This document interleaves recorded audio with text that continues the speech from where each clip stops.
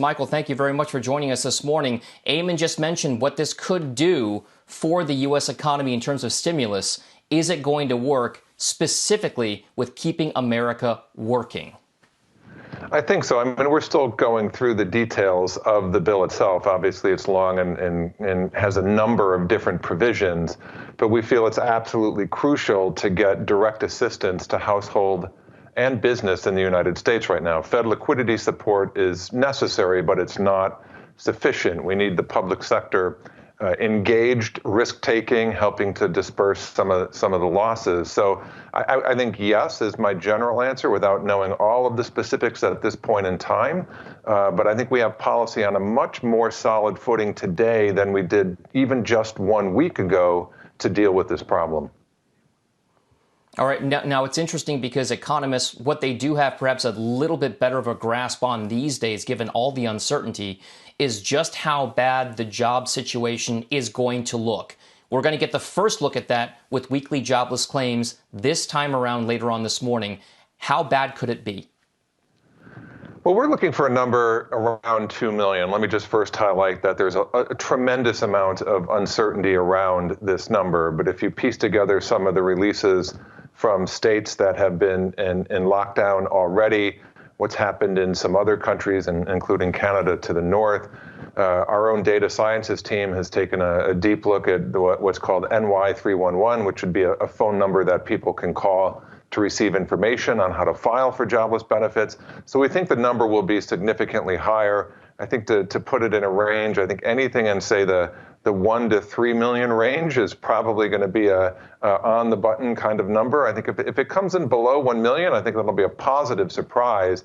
But if it's anything above that, I think it'll be viewed negatively. So we think, the historical highs for claims are kind of 675, 700,000, and we reached that in the 08-09 global financial crisis, but also way back in the early 1980s. So this could very well be an unprecedented number for jobless claims. So let's look ahead beyond jobless claims now to the monthly jobs reports that we have, not just this coming month, but also in months ahead as well. How exactly do you think the market's going to react to seeing what we're seeing right now with regard to these weekly high-frequency jobless claims numbers, and how will it play out in the non-farm payrolls that we'll see this coming month and beyond as well? Well, I think markets have priced in a lot already. I mean, we are forecasting global growth this year to be essentially zero. We think the U.S. economy has already slipped into a recession, at least by the technical definition of 2 quarters of consecutive declines. We think we'll have that in Q1 and Q2. And I think the markets absorbed a lot of that. I think they expect the job market to be quite poor in the second quarter.